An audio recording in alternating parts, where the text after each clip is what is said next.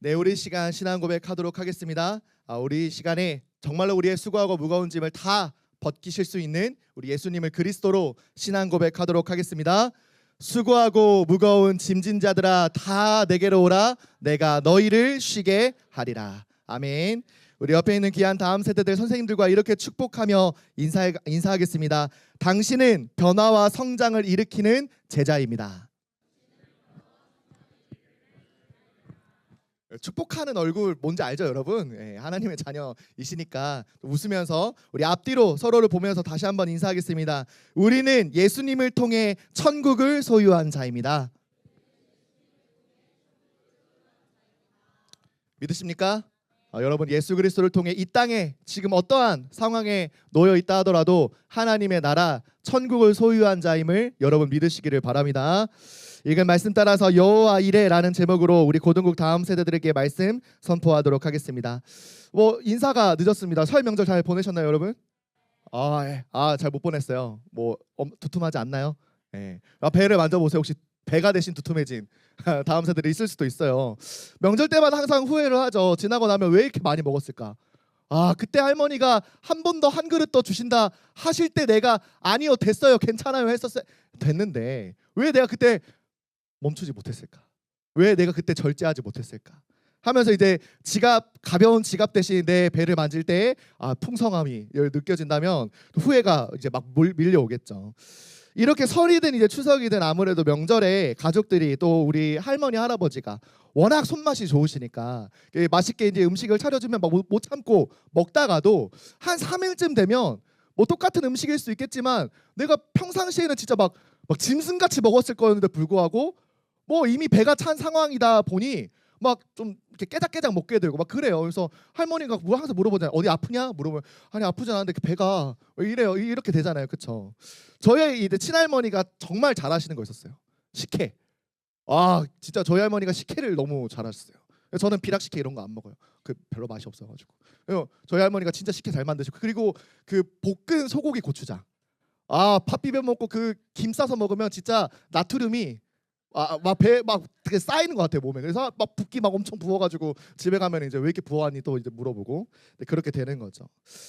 이렇게 배부른 상태, 내가 아무래도 많이 먹고 거의 설 명절 내내 이제 먹었던 거다 보니까 평상시에는 정말 계속 먹었을 텐데 맛있게 먹었을 텐데 배부른 상태면 사실 그 맛도 잘 안 느껴지고 거부감이 느껴질 수가 있어요. 근데 반대로 우리가 거의 하루 종일 먹은 것이 없는 상태, 정말 배고픈 상태, 진짜 누가 쌀 한 톨, 물 한 모금만 주어도 그 물 안에 수만 가지 맛을 느낄 수 있을 것 같은 그런 상태가 되면 어떤 음식이어도 맛없는 음식이라 할지라도 맛있게 먹을 수밖에 없게 되는 거죠. 왜 이런 얘기를 하느냐? 여러분, 우리의 영적 상태도 마찬가지예요. 여러분 지금 풍성한 상태입니까? 가난한 상태입니까? 여러분 영적으로 지금 배부른 상태예요? 완전히 배고파 허기진 상태예요? 그걸 보고 하나님은 복이라 말씀하셨어요. 하나님께서 배부른 것이 복이 아니라 가난하듯 배고픈 상태가 복이라 말씀하셨어요.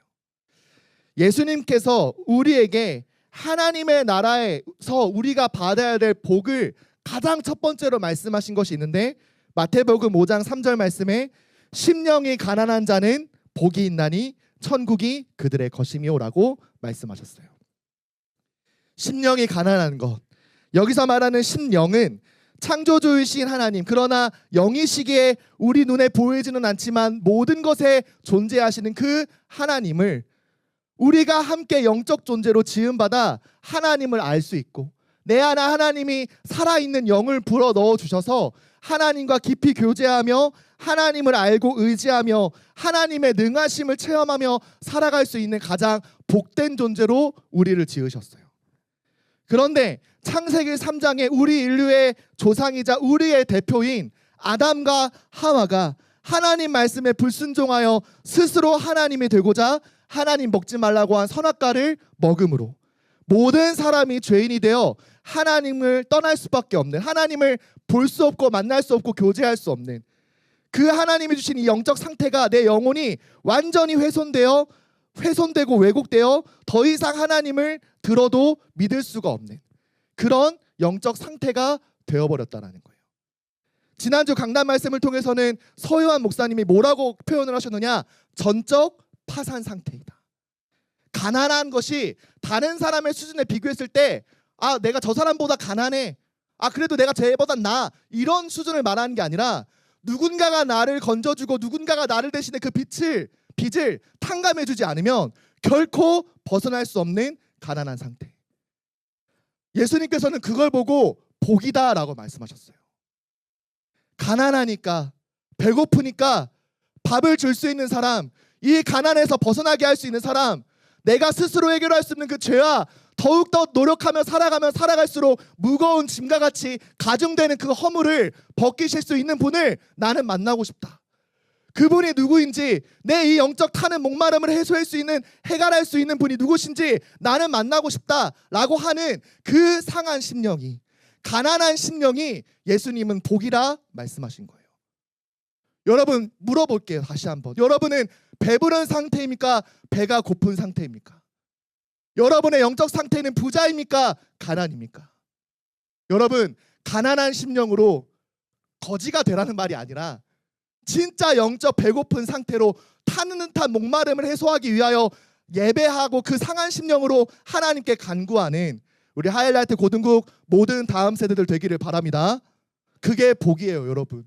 예배 자리에 나와서 거만하게 교만하게 나 알고 있어, 뭐라고 말할지 뻔히 알고 있어, 어차피 그거 말씀하실 거잖아 라는 식으로 여러분 잊지 말고, 오늘 내가 이 말씀으로 이 예배로 살아나지 않으면 나는 살 수 없다, 나는 하나님의 은혜가 아니면 나는 한 걸음도 올바르게 온전하게 걸을 수 없다 라고 하는 그 가난한 심령으로 예배하는 것이 복이라 말씀하신 거예요. 그 영적 파산 상태에서 우리를 벗어날 수 있게 하시는 유일한 이름, 유일한 방법, 영원한 생명수, 세상의 빛으로 찾아오신 그 이름이 누굽니까? 사도행전 4장 12절에 베드로가 이렇게 선포해요.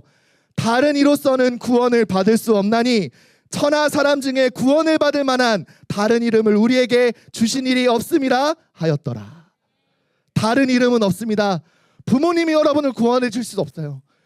누가 여러분한테 물려주는 재산으로 여러분 배부를 수가 없어요. 구원받을 수 없어요. 여러분은 오직 예수 그리스도 이름으로 구원받을 수 있습니다.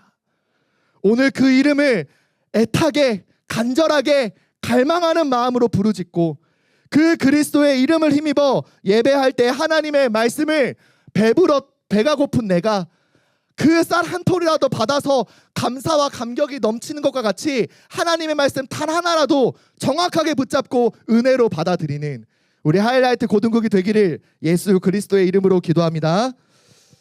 그럼 첫 번째로 오늘 말씀 가운데 우리가 확인해야 될 것은 무엇이냐? 하나님의 시험하심을 여러분 확인해야 돼요. 창세기 22장 1절 말씀에 그 일 후에 하나님이 아브라함을 시험하시려고 그를 부르시되 아브라함아 하시니 그가 이르되 내가 여기 있나이다. 오늘 열방과 만민을 구원하도록 먼저 부르심을 받은 그 이스라엘 민족의 조상인 아브라함과 100세의 나이에 하나님의 말씀이 정확하게 성취되어 찐 웃음과 같이 찾아온 이삭의 이야기가 기록된 창세기 22장을 함께 확인할 거예요. 22장 1절의 시작이 그 일 후에라고 시작하신 것처럼 그 일이 무엇이냐? 우리가 읽지 않았지만 전에 말씀인 21장에는 하나님께서 이제 이삭이 태어났지만 원래 또 아들이 있었죠. 먼저 태어난.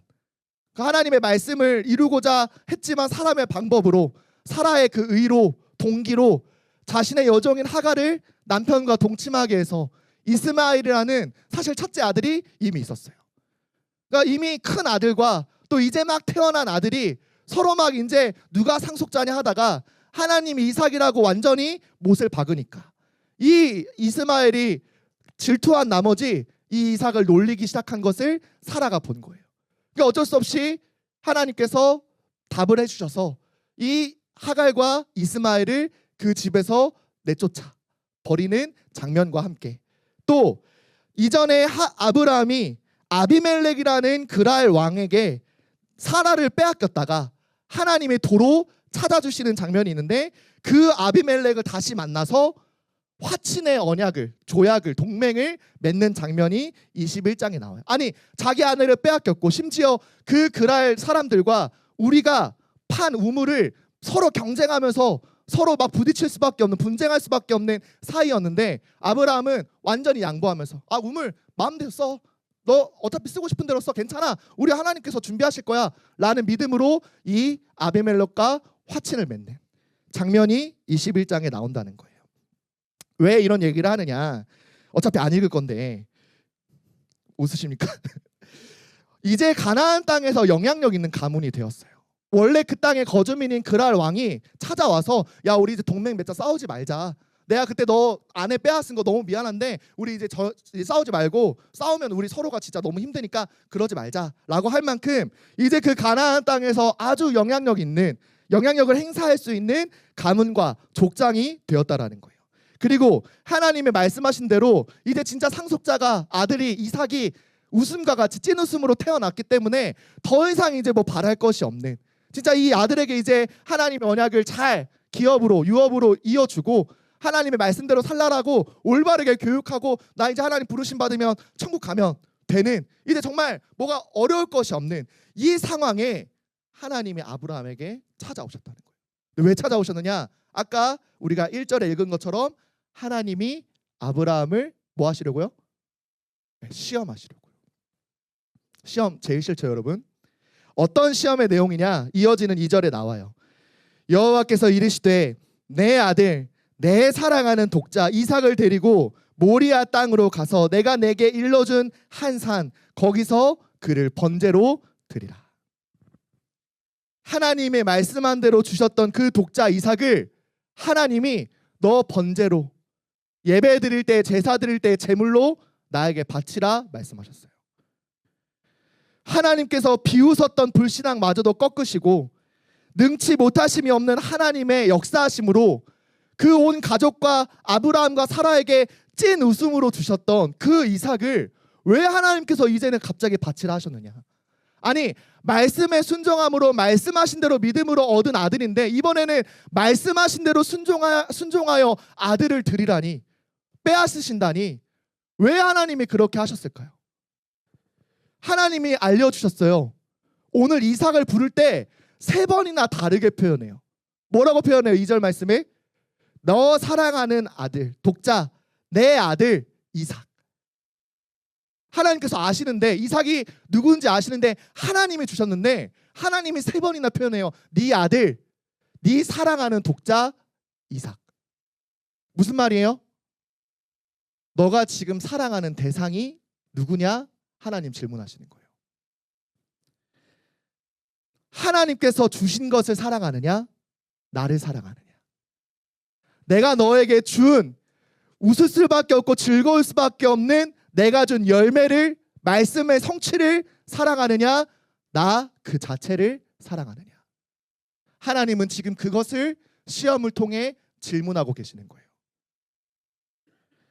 나를 먼저 사랑하시고 이 세상 그 누구보다 나를 사랑하셔서 나와 항상 함께 하시길 원하시는 그 창조주 여호와 하나님이 내게 더하여 주신 것, 하나님과 함께함으로 더하여 얻을 수밖에 없는 것, 하나님의 말씀하신 대로 따라갔기만 했는데도 불구하고 하나님이 내가 구하지 않은 것도 주신 것, 그 주신 것을 하나님보다 더 사랑하고 있는 그 우상이 아브라함 너에게 있지 않느냐라고 질문하는 거예요. 오늘 하나님이 여러분에게 지금 질문하고 계세요. 너 나를 사랑하느냐? 내가 준 것을 사랑하고 있느냐? 내가 너에게 준 것이 무엇이냐? 너가 사랑하는 존재가 누구냐?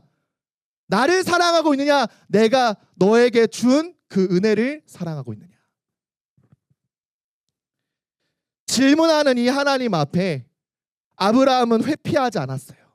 아브라함아 부르실 때 하나님 내가 여기 있나이다 바로 즉각적으로 응답했던 것 같이 너 아들 네가 사랑하는 독자 이삭을 내가 질러준 산에서 제물로 바치라 라고 하는 그 하나님의 말씀에 아브라함은 즉시 순종하기 시작해요. 창세기 22장 3절 말씀에 아브라함이 아침에 일찍이 일어나 나귀의 안장을 지우고 두 종과 그의 아들 이삭을 데리고 번제에 쓸 나무를 쪼개어 가지고 떠나 하나님이 자기에게 일러주신 곳으로 가더니, 아들을 바치라고 하는 유일한 아들인, 이제 그 이스마엘까지 멀리 쫓아내버린 상황이기 때문에 유일하게 상속자였던 이 아들, 내가 사랑했던, 내가 너무나도 아끼고 내 목숨마저 줄 수 있는 그 이삭을 바치라고 하는 그 날에 잠을 잘 수 있었을까요? 못 잤겠죠. 조금씩 하나님 준비할게요. 나귀에 먼저 안장 씌우고요. 하나님 갈게요. 나무 먼저 베고요. 해야 되는데 아브라함은 바로 즉시 일어나 하나님의 말씀대로 이삭을 데리고 일러주신 산으로 떠나기 시작해요. 아브라함이 이 아침에 일찍이 일어나 그 갈등 속에서 머뭇거리지 않고 하나님이 내게 주신 아들이기 때문에 하나님이 데려가신다 한다는 말씀도 기꺼이 순종하고, 사람의 이해로, 세상의 관점으로 전혀 이해할 수 없는 내용일 수 있지만 이해하려 하지 않고 하나님이 말씀하신 대로 순종하기 시작했어요. 번제로 드릴 때 배를 가르고 피를 쏟아내어 그 모든 것을 불로 태워버려야 하는 제물임에도 불구하고 이 아브라함은 자기의 아들을 즉시로 제물로 드릴 준비를 하기 시작해요. 그런데 그 산을 올라가는 동안에 이 아들인 이삭이 하나님께 어떻게 예배해야 되는지 알고 있으니까, 아브라함이 아버지가 어떻게 여태까지 하나님께 신실하게 최선을 다해서 예배드렸는지 알고 있으니까 다 있는데 제물이 될 어린 양이 없는 걸 보고 이 이삭이 질문하기 시작하는 거예요. 창세기 22장 7절에서 8절 부분에 이삭이 이르되 불과 나무는 있거니와 번제할 어린 양은 어디 있나이까. 그러니까 아브라함이 이렇게 대답해요. 아브라함이 이르되 내 아들아, 번제할 어린 양은 하나님이 자기를 위하여 친히 준비하시리라. 하나님께서 자기 자신을 위해 친히 준비하실 것이다. 아브라함은 하나님이 말씀하신 대로 자신이 준비할 수 있는 모든 것을 준비해서, 심지어 이삭마저도. 그러나 아직 보이지 않지만 믿음으로 고백한 내용이 무엇이냐? 하나님이 자기를 위하여 친히 준비하셨을 것이다. 여호와 이레, 하나님이 준비하셨다. 하나님이 예배를 받으실 준비도, 이 예배를 드릴 나의 삶도, 그 예배를 드릴 수 있는, 심지어 이삭마저, 아들마저, 내가 사랑하는 그 모든 것마저 아낌없이 드릴 수 있는 그 믿음도 하나님이 이미 준비하셨다. 그래서 내가 오늘 예배를, 하나님께 예배를 드리는 것을 통하여 내 모든 우상을 하나님 앞에 내어놓고, 내가 하나님보다 사랑했던 모든 것을 하나님 앞에 내버리고 오직 하나님 그 자체를, 그 하나님의 사랑을 온전히 나도 받을 수 있도록 하나님이 이미 지금 준비하셨다. 여러분, 그 믿음으로 오늘 이 시간에 예배하는 하이라이트 고등국이 되기를 예수 그리스도의 이름으로 기도합니다. 그 예배를 드리기 위해 어떻게 하면 되느냐? 여러분, 회피하지 말고 직면해야 돼요. 하나님이 나를 부르실 때 하나님, 제가 여기 있습니다. 찬양할 때 왜 두 손 들라고 하느냐? 그 두 손을 드는 이유가 무엇이냐? 하나님, 제가 지금 여기 있습니다. 이 찬양이 내 삶의 고백이 되게 하여 주옵소서. 내가 드리는 이 기도의 응답이 내 삶을 통하여 성취되게 하여 주옵소서. 그 믿음으로 하나님께 손을 들고 찬양하는 거예요. 하나님, 제가 여기 있습니다. 어떻게 할까요? 하나님 말씀에 제가 어떻게 순종할 수 있을까요? 하나님, 그 순종할 수 있는 믿음도 하나님 이미 준비하셨음을 믿습니다. 이 시험을 넉넉히 이길 수 있는, 내가 이기지 못할 때에는 피할 길도 하나님이 이미 예비하셨음을 믿습니다. 하나님, 이 시험을 이기고 승리하게 하여 주옵소서. 그 승리를 하나님이 이미 준비하셨다. 여호와 이레, 그 믿음으로 하나님께 예배하는 하이라이트 고등국이 되기를 예수 그리스도의 이름으로 기도합니다. 그러면 두 번째로 하나님의 준비하심을 그 시험 가운데 체험하게 되어져 있어요. 창세기 22장 9절에서 10절 말씀에 하나님이 그에게 일러주신 곳에 이른지라 이에 아브라함이 그곳에 제단을 쌓고 나무를 버려놓고 그의 아들 이삭을 결박하여 제단 나무 위에 놓고 손을 내밀어 칼을 잡고 그 아들을 잡으려 하니. 아브라함은 하나님이 일러주신 산, 그 모리아 근처에 있는 산에 도착했어요. 약 3일 만에 도착하여 3일 동안 그 나무를 지고 나귀를 메고 종들과 함께 걸어간 거예요. 3일 동안 충분히 도망갈 수 있었음에도 불구하고 이삭의 나이가 여러분 여기서 아브라함이 아이라 표현했으니까 마치 막 이제 막 걷는 아이, 막 이제 막 젖된 아이, 이제 막 말하는 아이라고 생각할 수 있는데 유대의 전승에 의하면 그 다음 장에 사라가 죽으니까 127세에 죽는 걸로 알고 있거든요. 그러니까 아마 이삭의 나이가 100세 때 나왔으니까 아마 한 37 됐을 것이다. 그러니까 37이면 뭐예요, 여러분? 넉넉히 아브라함 이길 수 있어요, 없어요? 이기면 안 되죠, 여러분. 왜 아버지를 이깁니까? 그러니까 넉넉히 도망갈 수 있는데도 불구하고 나무를 막 메고 올라갔으니까 산까지. 그러니까 장성한 나이는 됐을 것이다라고 보는 거예요. 그런데 이 아브라함과 이삭이 너무너무 그냥 겸허하게 결박을 당하고 이제 진짜 나무 위에 불에 태울 나무 위에 올라가서 이제 아버지가 드는 칼을 겸허히 받을 준비를 하기 시작해요. 어린 양과 같이 사실은 정말 하나님을 떠난 모든 사람의 죄, 나도 모르게 하나님께 범죄한 그 죄, 하나님을 대신하여 우상을 섬기고 내가 스스로 주인이 되고자 내 인생의 주인이 되고자 나도 모르게 생각과 마음으로 지은 그 모든 죄, 내가 스스로 감당할 수 없기 때문에 죽음으로도 해결할 수 없는 죄이기 때문에 사실은 우리는 그 번제 위에서 죽어야 마땅한 인생일 수 있어요. 내가 죽어야 되는데 사실 내가 죽음으로도 갚을 수 없는 죄인데 이 이삭을 하나님께 번제로 드리기 위하여 배를 칼로 찌르려고 하는 순간 하나님이 여호와 사자를 통해 나타나셔서 말씀하시기 시작해요. 너무 급한 나머지 22장 11절에서 12절 말씀에 여호와의 사자가 하늘에서부터 그를 불러 이르시되 아브라함아 아브라함아 하는 거예요. 너무 급해서 곧 칼이 임할 거니까. 하나님이 더 급하셔서 이제는 아브라함아 아브라함아 하시는지라. 아브라함이 이르되 내가 여기 있나이다 하매 사자가 이르시되 그 아이에게 내 손을 대지 말라. 그에게 아무 일도 하지 말라. 내가 내 아들 내 독자까지도 내게 아끼지 아니하였으니 내가 이제야 네가 하나님을 경외하는 줄을 아노라. 하나님이 뭘 보시려고 하는 거예요? 너가 누구를 경외하고 누구를 섬기고 있는지, 너 아들을 사랑하고 내가 준 그 응답을, 그 열매를, 그 상속자를 바라보고 있지는 않은지. 아, 그게 아니었구나. 네가 정말 아끼는 그 아들마저도 내게 아낌없이 줄 수 있는, 너 나를 사랑하고 나를 경외하는 아브라함이었구나. 내가 이제 그것을 봤다. 너 시험을 통과했다 말하는 거예요. 이삭을 죽일 이유 없다. 내가 준비했다 라고 말씀하시는 거예요. 하나님께서 시험을 주신 이 환난을 믿음으로 직면하고 자신이 사랑한 그 독자, 자신이 가진 모든 것과 같은 그 아들을 아낌없이 드리려 한 이 믿음을, 이 순종을, 사실은 그 믿음마저도 순종마저도 하나님이 준비하신 것임에도 불구하고 하나님은 아브라함을 크게 2번이나 부르실 만큼 이 이삭을 번제로 드리는 걸 중지시키세요. 그리고 그 아브라함이 보인 믿음을 그 안에 하나님이 은혜로 준비하셨고 그 믿음을 꺼내어 보일 수 있도록 하나님이 은혜로 역사하신 거예요. 내 안에 있는 이 믿음을, 내게 주신 그 은혜를 꺼내어 보일 수 있는 시험, 정말 내가 믿고 있는지, 정말 내가 하나님의 자녀가 맞는지 하나님께서 그 믿음을 내 삶을 통하여 꺼내어 보일 수 있는 시험을 은혜로 준비하셨다는 거예요.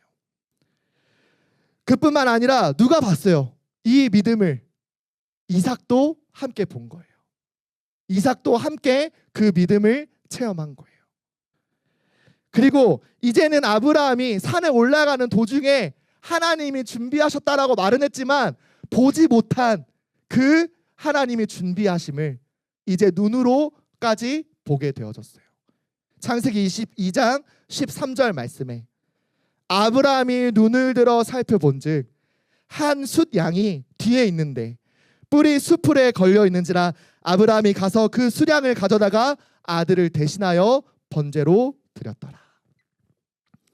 하나님께서는 전혀 보이지 않았던 하나님의 준비하심을, 시험을 믿음으로 완전히 승리한 그 아브라함에게 보여주시기 시작했어요. 뭘 보여줬느냐? 이삭을 대신하여, 우리를 대신하여 죽을 어린 양, 그 숫 양을 수풀에 뿔이 걸린 상태로 하나님이 완벽하게 준비해 놓으셨다는 거예요.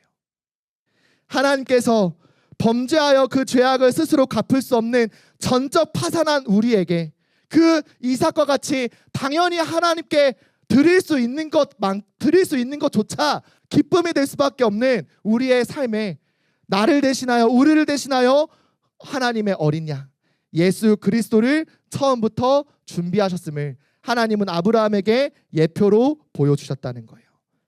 그리고 그 어린 양으로 우리 가운데 찾아오셔서 우리의 세상의 모든 죄의 짐을 짊어지시고 우리를 대신해 십자가에서 번제와 같이 모든 것을 들이신 그 예수님의 순종을 통해 우리는 구원을 얻을 수 있는 하나님의 자녀가 되었다라는 거예요. 히브리서 5장 8절에서 9절 말씀에 그가 아들이시면서도 받으신 고난으로 순종함을 배워서 온전하게 되셨은즉 자기에게 순종하는 모든 자에게 영원한 구원의 근원이 되시고 하나님의 아들이시면서 아브라함의 아들이었으면서 그 고난으로 그 번제의 순종함으로 그 예수님이 나를 대신해 내가 당해야 될 십자가의 모진 고통을 다 순종하심으로 말미암아 우리를 위하여 구원하는 근원이 되셨다라는 거예요. 누구에게? 그를 믿는 자에게.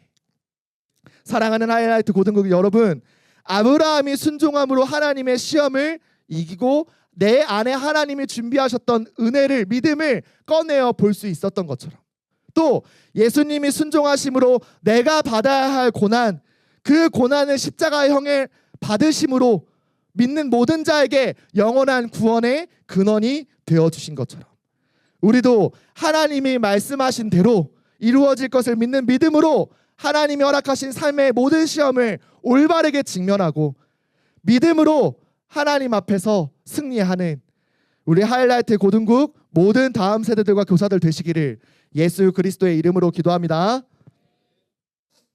그래서 결론으로 이번 한 주간 동안 여러분 기억하셔야 될 영어가 있어요. 뭐냐? 띄워주세요 자막. 네. Get out of the monkey trap. 무슨 말이냐? 이 원숭이 덫에서 나와야 되는데 이 원숭이 덫이 무슨 말이냐?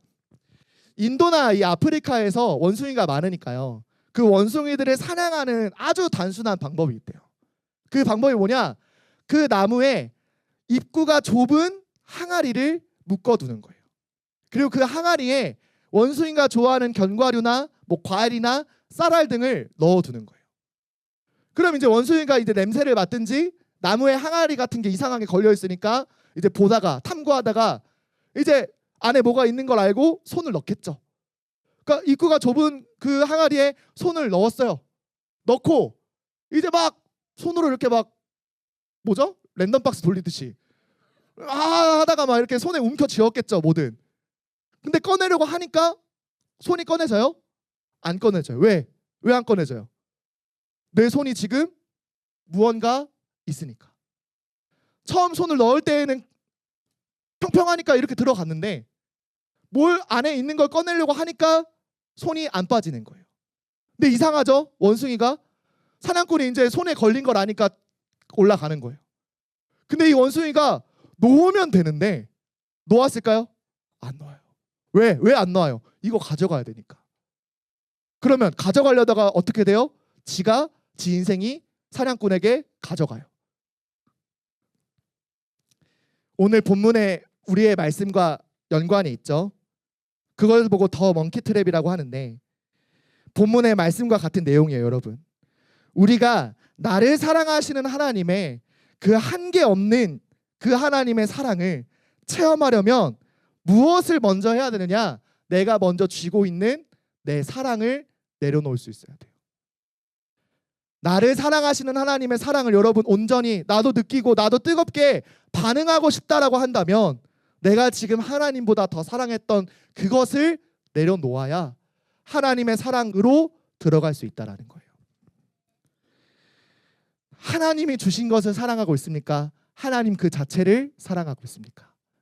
여러분이 예배를 드리고 신앙생활하는 이유가 무엇입니까? 기도하는 이유가 무엇입니까? 하나님을 사랑하고자 기도하십니까? 하나님이 주신 것을 받고자 기도하고 있습니까? 여러분, 오늘부터 하나님을 더 사랑하고 싶습니다. 예수님을 더 닮아가고 싶습니다.